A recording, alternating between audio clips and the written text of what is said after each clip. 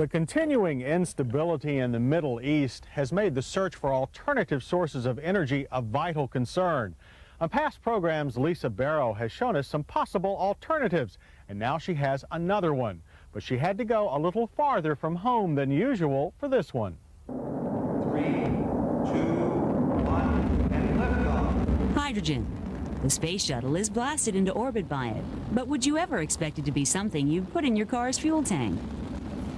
Just outside of Munich at the Linde company, we got our first glimpse of a hydrogen-powered BMW 735i as it was being refueled.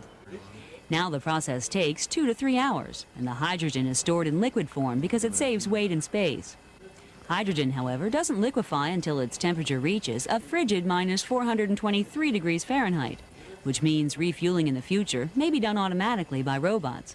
BMW predicts a fill-up then will take only 10 to 12 minutes. Why have you chosen to work with a vehicle that runs on hydrogen? We have an unlimited supply of hydrogen because hydrogen is a part of water.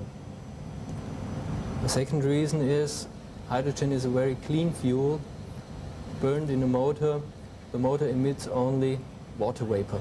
In order to keep the liquid hydrogen from evaporating, the 24.6-gallon storage tank is super vacuum insulated.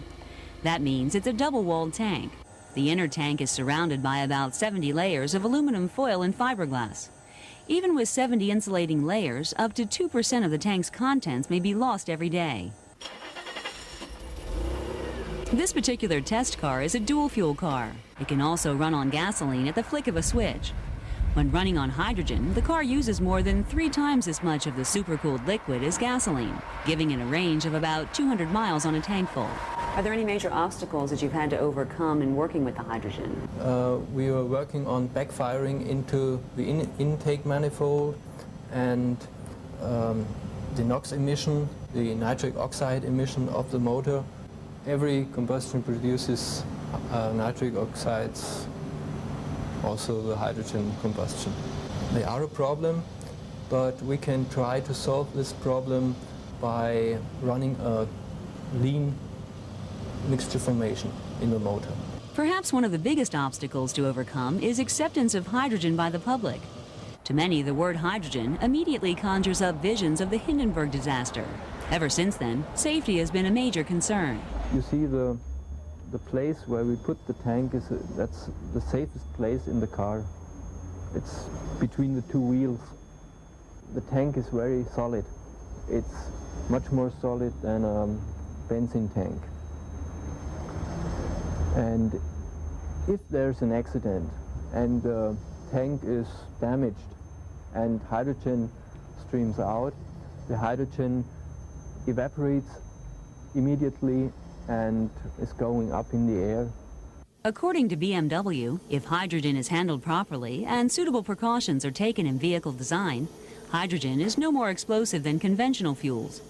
But if by chance there is a leak, hydrogen sensors have been placed in the passenger and luggage compartments, which automatically open the rear windows, the roof, and the trunk.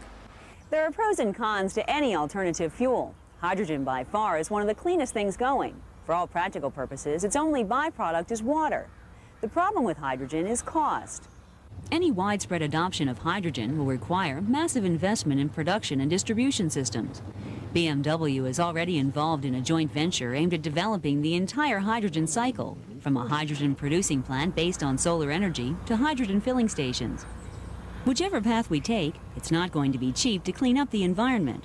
But considering the many benefits of hydrogen, it is an alternative we can't afford to ignore.